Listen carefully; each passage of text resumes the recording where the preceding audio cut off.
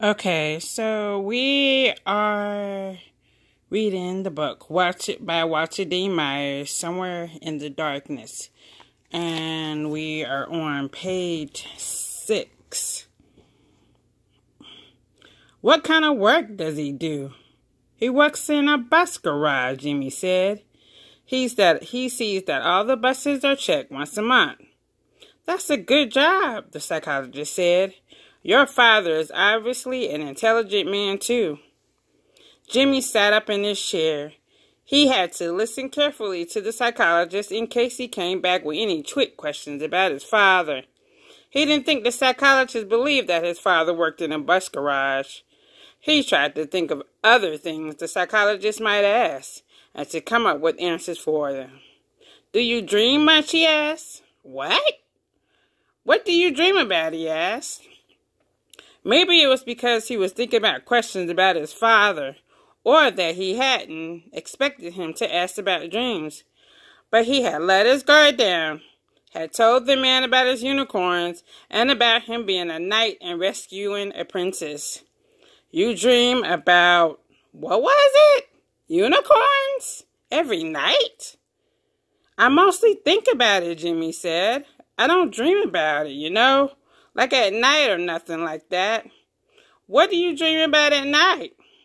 I don't know. I don't even know if I dream at night, Jimmy answered. You're a bit old to be daydreaming about imaginary creatures, aren't you? The psychologist said.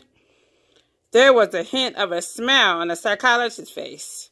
Jimmy looked past him and the clock on the wall. The wall was painted green on the bottom and white at the top. The line dividing the white and green went right behind the clock. Jimmy looked back at the psychologist. He was writing on his pad. Jimmy didn't answer any more questions. It wasn't anybody's business, he thought, that his real mother was dead. His father wasn't anybody's business either. Neither were his daydreams. Sometimes he thought adults didn't like the idea of kids thinking about anything or knowing anything they didn't know. Jimmy enjoyed letting his mind wander, enjoyed the thoughts that ran through his mind like a long, pleasant movie. You think enough for 2 or 3 people, Mama Jean said. You're going to wear out your brain before you're 21. That means I got 6 more years to use it, Jimmy had answered. That's not too bad. He turned off the television, grabbed his composition book from the table, and left the small apartment. There was a 10 on the stairs, and he made sure he landed hard on each step as he went down. He didn't want to surprise some junkie messing around on the stairs or dealing dope. Let them know he was coming. They lived on the 4th floor of a 7-story building. The elevator didn't work, and the owner had boarded up the stairs at the top of the 5th floor. Sometimes he could hear people going on past the 5th floor.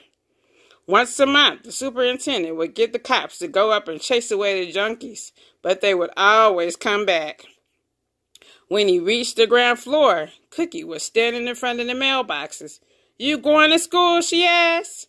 Cookie was in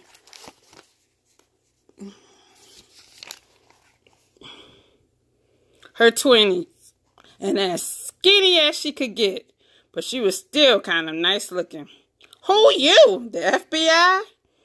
If I see you on the street, I'm going to tell Mama Jean on you, she giggled. Jimmy looked down the street. The rain had slackened even more, but the streets were still wet. In the middle of the street, an oil patch had about 3 different colors in it. Across the street, Mr. Johnson sat on a sidewalk outside of Brownie's bar. You waiting for the mailman? Jimmy asked. Cookie looked down the street.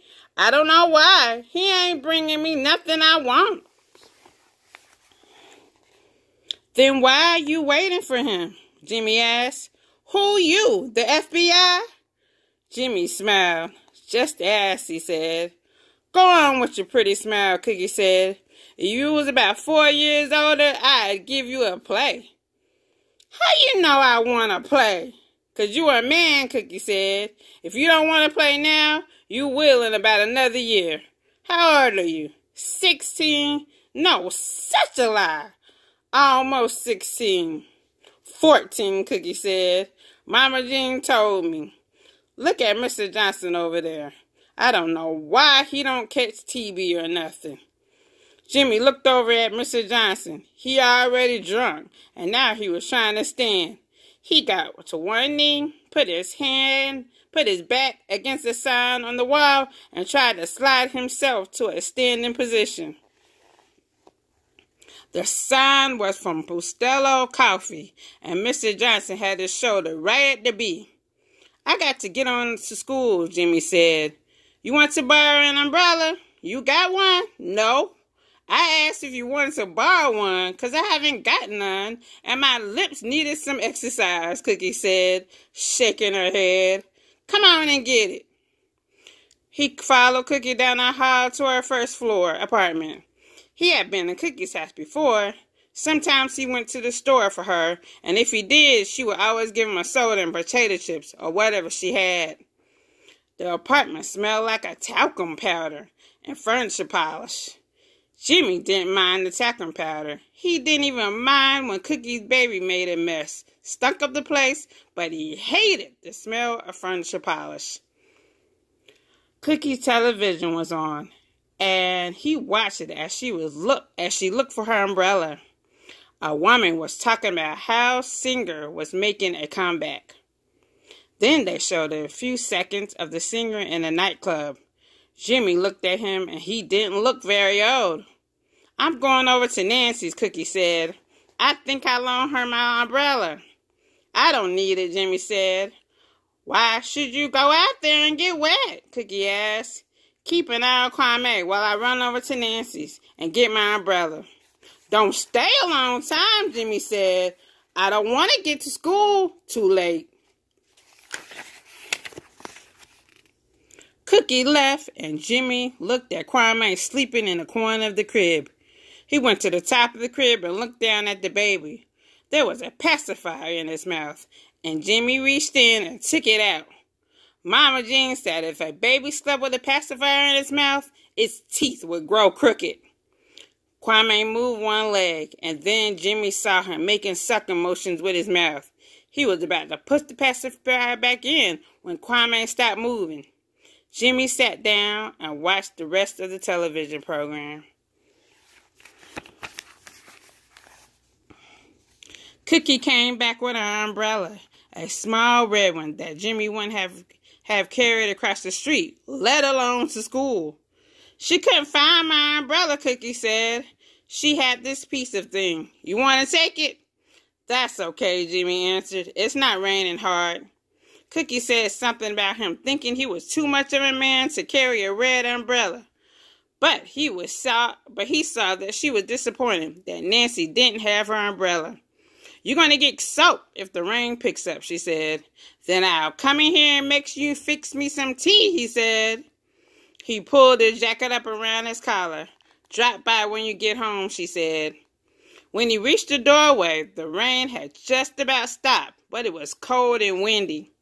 Bits of the paper flew down the street, in between parked cars slapping against the legs of early morning workers.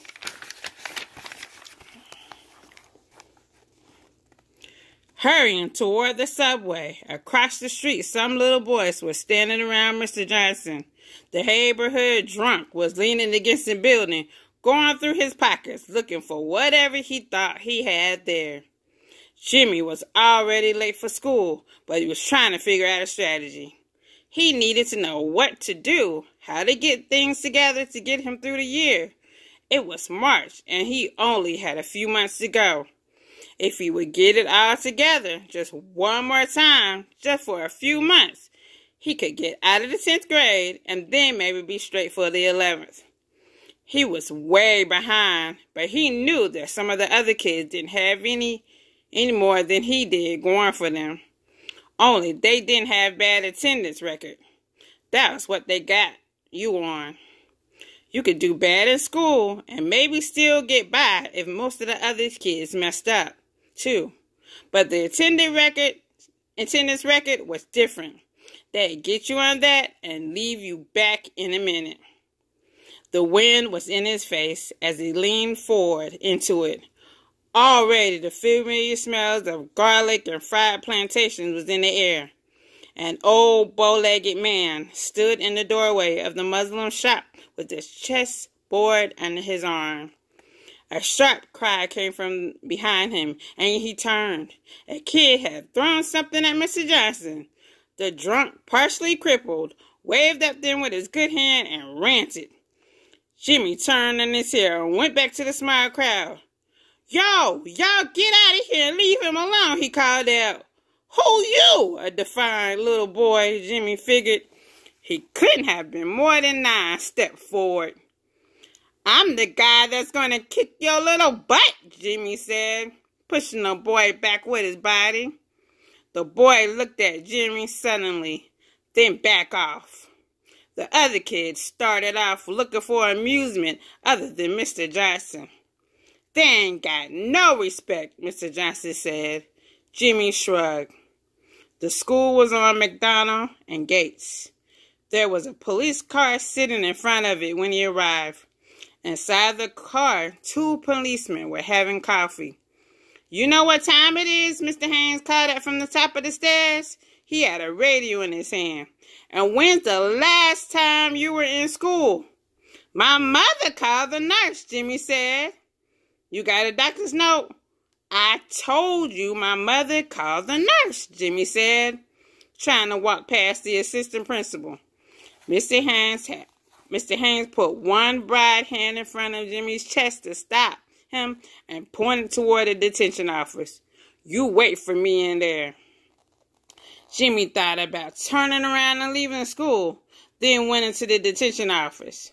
There were 4 other boys there and 2 girls. We all got to go home, Randy Johnson. We all got to go home. Randy Johnson was sitting in a corner eating a sandwich. I don't care, Jimmy said. I didn't even do nothing, Rosalind Epps said. The big girl sprouted out over half the bench. I don't even know why I'm in here. You were late, Jimmy said. No, I wasn't, Rosalind said. She wasn't late, Randy said. Mr. Haynes just picked me and her out and told us to come in here. We was the first ones in here, and we was on time and everything. Jimmy didn't believe them, but he didn't say anything. There wasn't any reason for them being in the detention room if they were on time. Mr. Haynes came into the detention room with 3 more kids. Then he passed around the detention sheet, and everybody had to sign it. What you do? Rosalind asked the light-skinned boy that had come in with Mr. Haynes. I didn't do nothing, was the answer. I just got picked. I think we got to carry some supplies or something. 'Cause he just asked the teacher something, and she sent me down here with him. Outside, the rain was picking up again. It splattered against the window, making patterns against the dirt-frosted glass. Mr. Haynes got the detention sheet and took it into the inner office. What'd I do? Rosalind called after him. Mr. Haynes shut the door. Where you been? Maurice Douglas stuck his head in the door. I thought you dropped out, man. Been busy, Jimmy said to his friend. You hear that, Tony D? Cut Billy? Basketball Billy? Jimmy asked. Yeah, he was messing with him in the lunchroom, and Tony D cut him. They had cops all over the place, Rosalind added. They were searching people's lockers and everything. They didn't have no right to go through all that just because one guy cut a dude. Mr. Haynes stuck his head out of the door. Maurice, get upstairs to your class. Yes, sir, Mr. Bossman. Maurice made a ceremonious bow and left. Jimmy, you going up to your classroom. Everybody else shut up and be quiet until I get to you. How he get to go upstairs when he come in late? I seen him when he came in. Rosalind was saying as Jimmy went out the door.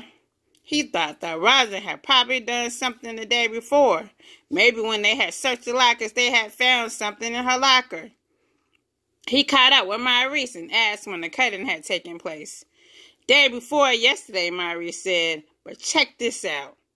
Tony just nicked the dude, and he was screaming and carrying on like he had stabbed him through the heart or something. No lie? Yeah. Hey, look, you want to play some ball tonight? I don't know. You give a ball or something, man? Maurice looked at him sideways. We play and Richie and his crew. I'll see how I'm feeling, Jimmy said. You ain't going to play, Maurice said.